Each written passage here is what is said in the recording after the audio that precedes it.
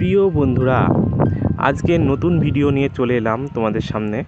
নতুন ভিডিওর টপিক হলো এনথ্রোপোসিন এপচ।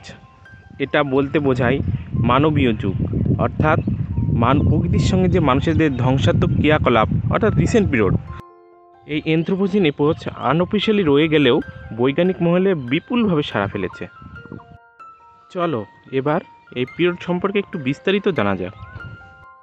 পৃথিবীর উৎপত্তি থেকে বর্তমান কাল পর্যন্ত অনেক জিওলজিক্যাল পিরিয়ড রয়েছে, যেমন কার্বনিফেরাস বলতে কয়লার উৎপত্তির যুগ, আবার জুরাসিক বলতে ডাইনোসরের বিলুপ্তির যুগ, ও প্লাইস্টোসিন অর্থাৎ বরফের যুগ বা আইস এজ বলা হয় যাকে।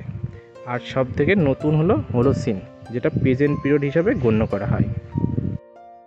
তবে আসা যাক 1950 সাল, যেখানে মানুষের কার্যাবলী প্রকৃতির ওপর বিস্তরভাবে সাড়া ফেলেছে।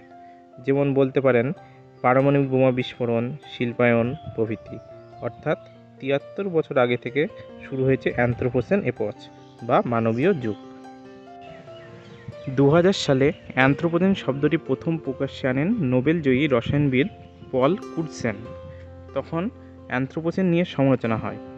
বিজ্ঞানীরা পৃথিবীর 12টি দেশে জলের তলদেশে জমে থাকা নতুন ভূতাত্ত্বিক অধ্যায় শুরু ইঙ্গিত দিচ্ছে বলে জানান বিজ্ঞানীরা। তবে এই যুগের ধারণাটি এখনও অফিসিয়ালি স্বীকৃতি পায়নি।